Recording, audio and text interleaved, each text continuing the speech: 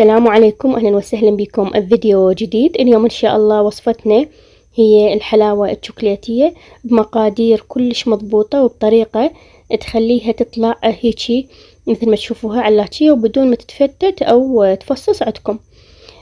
احتاج هنا أول شي أسوي الشيرة، فأخلي كوبين سكر، هذا أول كوب وهذا الكوب الثاني.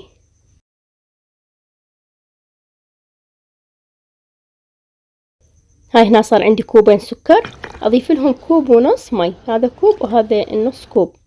والنكهة ممكن تضيفون هيل أو تضيفون هاي نكهة الشوكولات أو نكهة التوفي، هاي كلش طيبة بالحلاوة الشوكولاتية وتنطيها ريحة يعني مو طبيعية، تطلع كأنما تاكلون هيجي توفي أو كراميل. فنقلب بالبداية، نحاول نذوب السكر وبعدين أخذه وأخليه على الطباخ وأحرك إلى أن يبدأ عندي يغلي ويذوب السكر. أخليها تغلي غلوتين وبعدين أطفيها. هنا أسوي مكونات الحلاوة، خليت كوبين من الحليب الباودر، أضيف لهم كوب طحين، اليوم أسويه بدون نشا طبعا، وأضيف كوب زيت.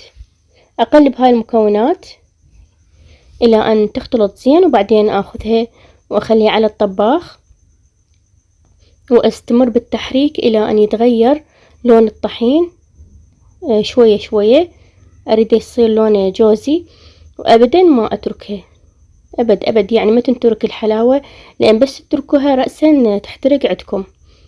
شوفوا هنا كمية الدهن شلون بدأت تطلع عندنا، والحلاوة تاخذ لون حلو. أنا أريدها بعد تاخذ لون، أريدها تصير هيك لونها جوزي مثل لون الشوكولات، وأنتو حسب اللون اللي أنتو تحبوها تاخذ لون غامق أو فاتح بعد حسب الرغبة. وبعدين أضيف لها الشيرة. شفتوا هنا كل شوي طبعا أطفي الإضاءة على مود تشوفون لونها الحقيقي، وبعدين أضيف لها الشيرة على مرتين وأحرك بسرعة على مود لا تتكتل. نحرك وبعدين نضيف الباقي. هنا أضيف باقي الشيرة، طبعا أخذت كل كمية الشيرة اللي سويناها، وأحرك إلى أن تمتزج عندنا وتصير بهذا الشكل. شوفوها همين أحرك شوي على الطباخ على مود تثخن عندي.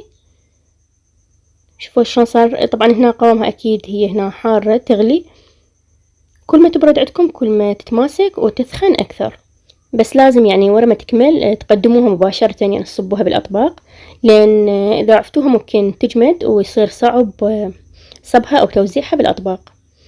هنا أني بديت أصبها، وشوفوها ما شاء الله لونها طبعا كلش حلو وريحتها تجنن. نكهة التوفي اللي خليناها تفرق يعني أطيب حتى من الهيل. وبعدين تزينوها بأي مكسرات موجودة عندكم وتستمتعون بأطيب حلاوة. تحبون تاكلوها حارة أو تحبون تخلوها تبرد، طبعا إذا خليتوها بالثلاجة أو ممكن إذا تبقى الثاني يوم فأكيد يصير قوامها يعني حتى تقدرون تشكلوها بإيدكم. شوفوا هنا هي حارة، أكيد إذا تبرد يصير قوامها يعني أكثر يتماسك. طبعا كلش طيبة هاي الحلاوة. لا تحاولون تقللون كمية السكر، لأن ممكن ما تصير عندكم هيجي علاتية، تصير عندكم مثل حلاوة الطحين. إن شاء الله تكون عجبتكم هاي الوصفة وتجربوها، وألف عافية.